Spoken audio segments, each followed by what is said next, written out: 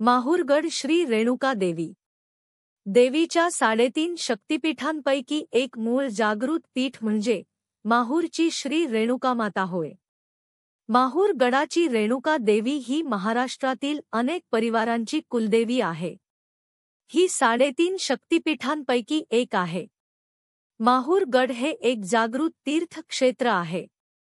माहूर गडावर रेणुके तसेच दत्तात्रय आणि परशुराम यांची देखील देऊळे इथे आहे. या देवीचं देऊळ यादव काळातील राजाने बांधले असे. आख्यायिका आहे की दत्तात्रयांचा जन्म देखील याच माहूर गडावर झाला. माता रेणुकाची एक कथा आहे. या कथेनुसार रेणुका मातेचा वध त्यांच्या मुलाने म्हणजे परशुरामाने आपल्या पितृ आदेशावरून केले. नंतर परशुरामाला आपल्या मातेची आठवण येऊ लागली. ते दुःखी झाले असून शोकाकुल झाले होते.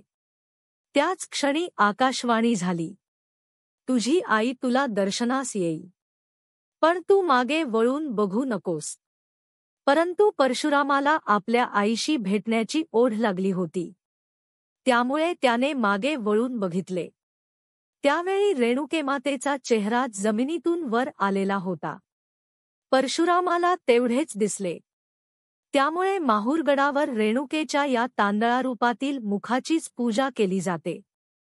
या डोंगरावर परशुरामाला मातेचे दर्शन घडले. त्यामुळे या डोंगराला मातापूर म्हटले जाऊ लागले आणि शेजारीच आंध्र प्रदेशातील पूर गाव असल्यामुळे माऊर आणि आता ते माहूर म्हणून ओळखले जाते. एका कथेनुसार माता पार्वतीने कुब्ज नगराच्या राजाच्या पोटी जन्म घेतला. तिचे नाव रेणू ठेवले. उपवर झाल्यावर तिचे लग्न शंकराचे अवतार मानले गेलेले ऋषी जमदग्नीशी करण्यात आले. ऋषी जमदग्नी हे फार तापट असे. ऋषींच्या आश्रमात फार शिष्य शिकवणी घेण्यासाठी राहत असे. ऋषींच्या आश्रमात कामधेनू नावाची गाय होती जी सर्वांची इच्छा पूर्ण करायची. एकदा त्या नगराचा राजा सहस्रार्जुनाने कामधेनू बघितल्यावर ऋषींकडे तिची मागणी केली. ऋषीने नकार दिला. यावर संतापून त्याने ऋषीपुत्र परशुराम नसताना आश्रमावर हल्ला करून ऋषी जमदग्नी यांना ठार मारले. ऋषीपुत्र परशुराम तेथे आल्यावर घडलेला प्रकार कळाला. त्याच क्षणी त्यांनी सर्व क्षत्रियांना संपविण्याची प्रतिज्ञा घेतली आणि वडिलांचे अंत्यसंस्कार कोया जमिनीवर करण्याचे निश्चय करून वडिलांचे प्रेत घेऊन आईसह भटकंती करत माहूर गडावर आले. इथे पूर्वीपासून वास्तव्यास असलेले दत्तात्रयांनी त्यांना मदत केली आणि वडिलांसाठी कोरी जागा शोधून दिली. त्यापूर्वी परशुरामाने आपल्या बाणाने तिथे मातृकुंड आणि सर्व कुंड निर्माण करून त्याच पाण्याने अंघोळ घालून आपल्या पित्याचे अंत्यसंस्कार केले. त्यांचा पित्यासह त्यांची माता रेणू देखील सती झाल्या. या माहूर गडावर माता रेणुकेचे कमलाकर असे देऊळ आहे. हे देऊळ यादवराजा देवगिरी यांनी 800 ते 900 वर्ष पूर्वी बांधलेले असे. हे देऊळ वास्तुशास्त्रानुसार बांधण्यात आले आहेत. देऊळ हे गाभारा आणि सभामंडपात विभागलेले आहे. गाभायात कोणालाही प्रवेश देत नाही. गाभायाचे प्रवेशद्वार चांदीच्या पत्राचे आहे. देवीचा मुखवटा तब्बल 5 फुटी उंच आहे आणि रुंदी 4 फुटी इतकी आहे. जवळच तेलाचा आणि तुपाचा दिवा तेवलेला आहे. देवीचा हा मुखवटा पूर्वाभिमुखी आहे. देवी आईने डोक्यावर चांदीचा टोप घातलेला आहे. सुवर्णभूषणे परिधान करून देवी पितांबर नेसलेली आहे. भाळी मळवट भरलेले असून मुखात तांबूल घेऊन आहे. मुखावर सहस्त्र सूर्याचे तेज असलेली माता रेणुकेचे मोहक रूप डोळ्यातच साचवून ठेवण्यासारखे असते. मातेचे दर्शन घेण्यासाठी आपल्याला दक्षिणाभिमुख चांदीने मढलेल्या दारातून प्रवेश करावा लागतो. रेणुके मातेच्या विविध पूजा मंत्रोच्चाराने साया गाभायात एक चैतन्य आणि पावित्र्य वातावरण निर्माण होते. सभामंडपाच्या परिसरात महाकाली, महालक्ष्मी आणि तुळजाभवानीच्या मूर्त्या आहेत.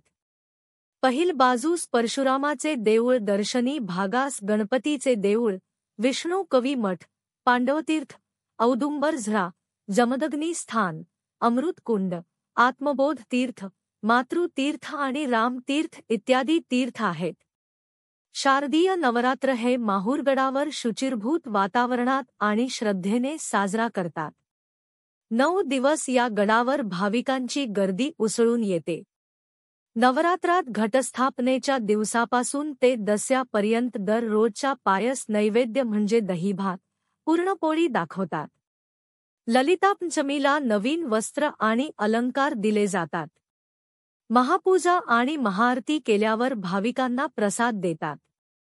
जागरण गोंधळ करून रेणुकेचा उदोउदो केला जातो.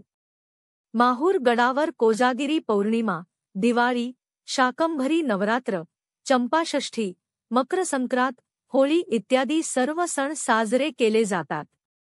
इथे मातृतीर्थ, वनदेव, कैलासटेकडी, वसंत विष्णुकवी मठ, झंपटनाथ देऊळ, भगवान परशुरामाचे देऊळ, महाकाली देऊळ, श्री दत्तशिखर, माता अनुस्या देऊळ, सती सयामाय देऊळ, सर्वतीर्थ, देवदेवेश्वर, दरगाह शेख फरीदबाबा आणि सोनापीर बाबा दरगाह इत्यादी प्रेक्षणीय स्थळे आहेत. इथे पुरातन असे संग्रहालय देखील आहे. या संग्रहालयात पुराणी नाणी, शास्त्र, प्राण्यांचे सांगाडे, प्राचीन वेगवेगळी दगडी, धातूच्या मूर्त्या आणि हस्तशिल्प जपून ठेवलेले आहेत. कसं जाता येईल? इथे जाण्यासाठी नागपूर, अमरावती, अकोला, नांदेड, किनवट, यवतमाळ आणि पुसद येथून महाराष्ट्राच्या राज्य परिवहनच्या बसेस आहेत.